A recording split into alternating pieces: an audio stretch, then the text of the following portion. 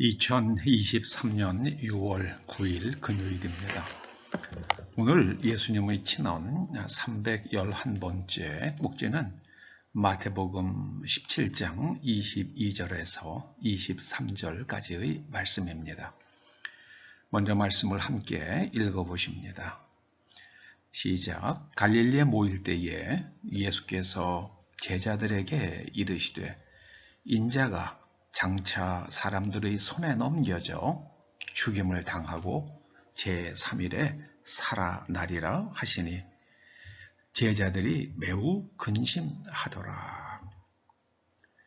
흔히 사람을 가리켜 호모 사피엔스라고 부르죠. 사피엔스는 세페레라는 동사의 형용사형입니다. 사페레. 이 사페레라는 말은 맛보고 분별한다는 뜻을 가지고 있다고 그래요. 그래서 사람은 맛을 보고 분별하는 존재다. 감각을 해석하고 판단하는 존재다. 그런 의미죠. 그러니까 사람의 감각은 오감이잖아요. 보고, 듣고, 느끼고 하는 그 피부로 느끼고요. 그런 사람은 냄새 맡고 맛보고 이런 그 오감으로 느끼는 것을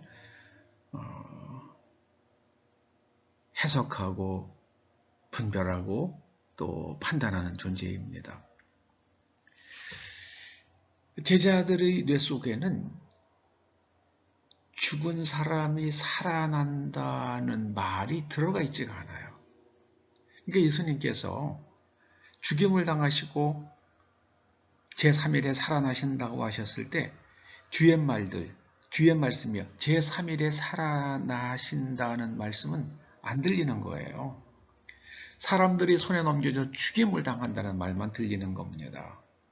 예수님께서는 죽임을 당하시고 제3일에 살아나신다고 말씀하시는데 제자들은 살아나신다는 말씀은 못 듣고요. 죽임을 당하신다는 말씀만 듣습니다. 그러니까 근심하죠. 그러니까 근심하는 겁니다. 우리는 성경을 읽을 때에 다 읽어야만 합니다. 저는 한국 교회가 성경을 읽을 때에 자기가 보고 싶은 것, 듣고 싶은 것만 듣기 원하는 그렇게 교인들을 길들이는 것 같아요. 하나님은 사랑이시라. 그렇죠. 하나님은 사랑이시죠. 그런데 하나님께서는 무서운 심판자시라는 말씀을 안 합니다. 그 말을 하면 사람들이 부담이 가잖아요. 자꾸 교회를 떠나거든요. 복 받아라. 복 받아라. 잘 될 거야. 잘 될 거야. 사람들은 잘 될 거야, 잘 될 거야 라는 말을 듣기 원하지만은요, 잘 되도록 하는 사람이 잘 되죠. 잘 되지 않는 길을 걸어가는데 잘 될 수 있다. 그거는 말하는 사람이 거짓말하는 거고요. 듣는 사람은 속는 거죠. 네. 너 그렇게 하면 망한다. 그렇게 하면 망한다. 성경에 있는 말씀들이 다 그거 아닙니까? 예언자들에게 너희들 그렇게 하면 망한다. 그렇게 하면 망한다. 그 제자들은 사람이 부활할 수 있다는 그 뇌 속에 그 문장이 없는 거예요. 그러니까 못 듣는 겁니다.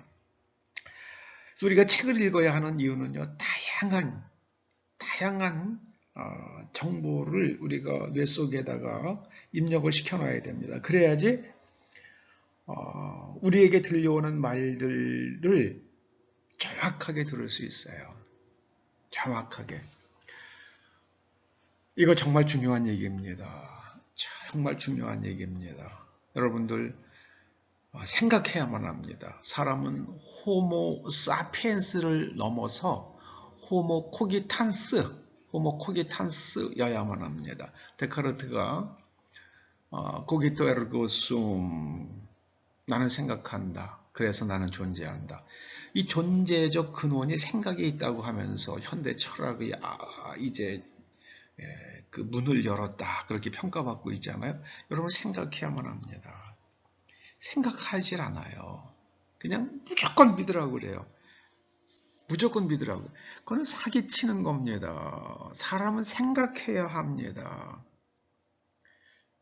그래서 죽임을 당하시고 제3일에 살아나신다는 말씀을 다 들었으면은요. 그 다음에 제자들이 뭘 해야 됩니까? 근심하는 대신에 죽임을 당하는 거는 왜 주님께서는 죽임을 당하실 이유가 없는데 왜 죽임을 당하셔야 합니까? 그리고 또 어떻게 사람이 일단 죽은 다음에는 살아날 수 있으시다고 말씀하시는 겁니까? 그걸 여쭈었어야죠. 제자들은 생각이 없으니까는 여쭙지 않아요. 그냥 사람들의 손에 넘겨져 죽으신데 아이고 우린 망했네. 지금 그러고 있는 거예요. 여러분 우리나라 경제가 폭망한다고 막 떠드는 사람 MBC, KBS, JTBC에 차고 넘쳐요. 그런데요.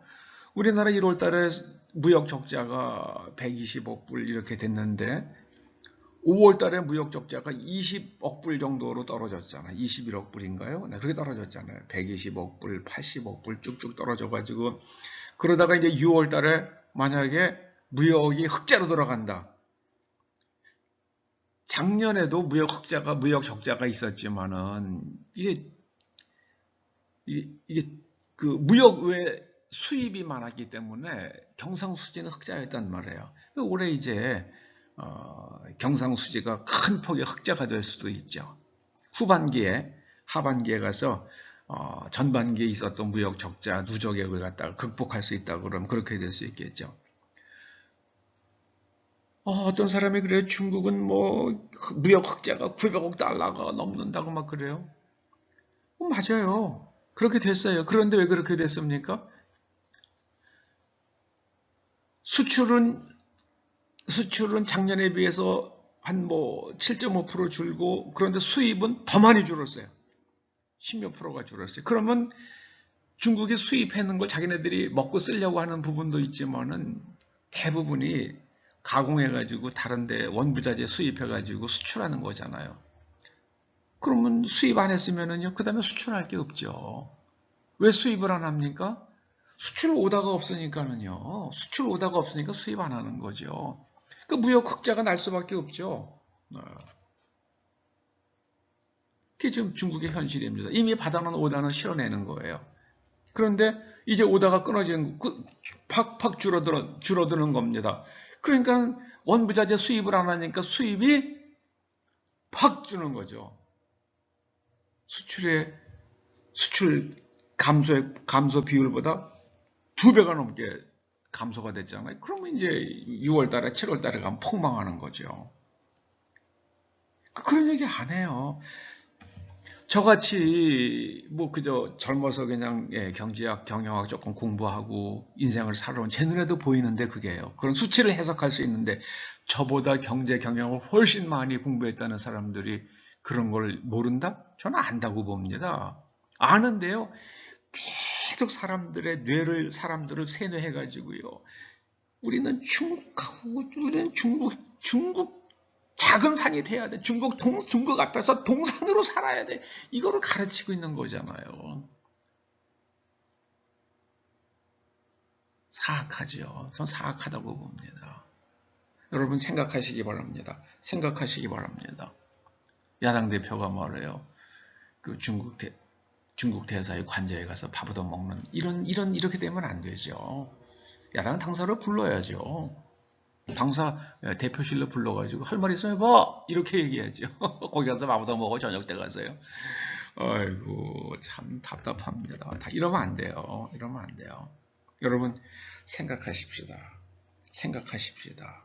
생각하십시다. 중국은 교회를 죽이는 나라입니다. 생각하십시다.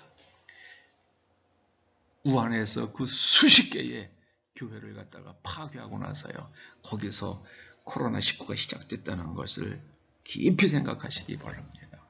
우리는 전체를 볼 수 있어야만 합니다. 기도하시죠. 아버지 하나님, 저희의 생각이 유연할 수 있도록, 그리고 모르는 것은, 이해가 되지 않는 것은 하나님께 여쭙고 성령님으로부터 가르침을 받을 수 있도록 저희의 생각에 유연성을 주시옵소서. 저희의 귀가 열려지게 하여 주시옵소서. 저희의 눈이 열려져서 이제까지 보지 못하던 것들을 보게 하여 주시옵소서. 예수님의 이름으로 기도드리옵나이다. 아멘.